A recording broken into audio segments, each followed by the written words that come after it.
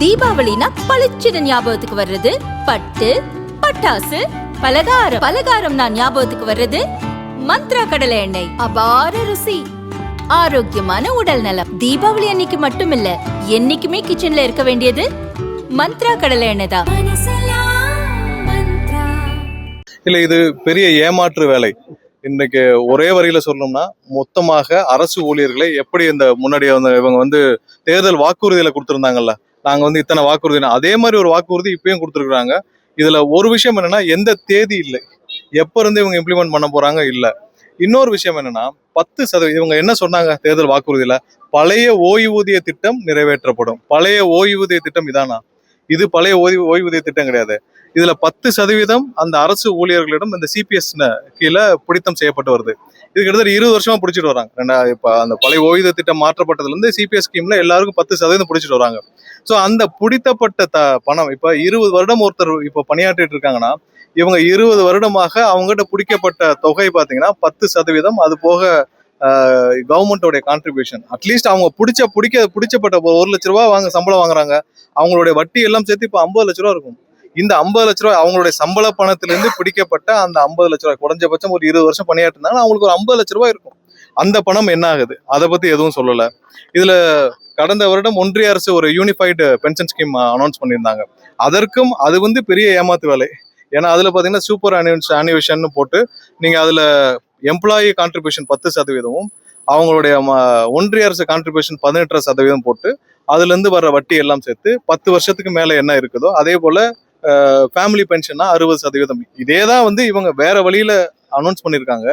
அதை வேற மாதிரியாக சொல்லியிருக்கிறார்கள். ஆனா ஒரு விஷயம் என்னன்னா, இந்த கடந்த 4.5 வருடத்துல ஆயிரக்கணக்கான, எனக்கு தெரிஞ்சு ஒரு 30,000 பேருக்கு மேல ரிட்டையர்ட் ஆயிருக்காங்க. 20,000 பேருக்கு மேல பணியில் இருந்த போது மரணம் அடைஞ்சிருக்காங்க.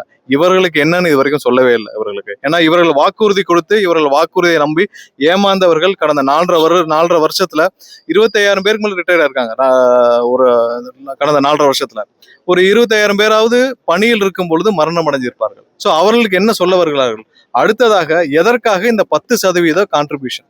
ஏன்னா நீங்க ஓய்வூதியம்னு போட்டுட்டு 10% எம்ப்ளாயிட்டு இருந்தே பிடிச்சிங்கன்னா இதுக்கு மேல என்ன? இது பகல் கொள்ளை, நேரடியாக ஏமாற்றும் வேலை.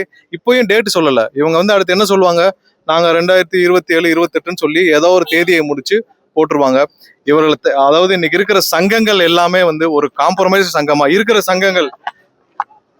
இன்னைக்கு இருக்கிற அரசு ஊழியர் சங்கங்கள் எல்லாம் விலைக்கு வாங்கப்பட்டு விட்டது. அந்த சங்கங்கள் எல்லாம் என்னன்னே தெரியாம இவர்களை கீழே இருக்கிற அரசு ஊழியர்களை ஏமாற்றி வருகிறார்கள். தமிழக மக்கள், அதாவது 70 வருடங்கள் அவர்கள் எதிர்பார்த்த ஒரு மாற்றம் இந்த 26 வரப்போகிறது.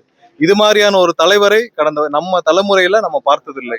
ஒரு நல்லவர், ஒரு மாற்றத்தை தர வேண்டும் என்று மக்கள் நம்பும் ஒரே தலைவர் எங்களுடைய தலைவர். இப்படி ஒரு தலைவர் இதுவரை தமிழகத்தில் நம்மளுடைய தலைமுறையில பார்த்ததில்லை.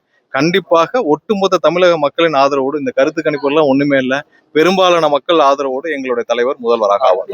நாங்க முதல்ல இருந்தே சொல்லியிருக்கோம், இது கரூர்ல ஒரு சதி திட்டம் இருக்குது. கரூர்ல நடந்தது முற்றிலும் ஒரு சதி செயல்.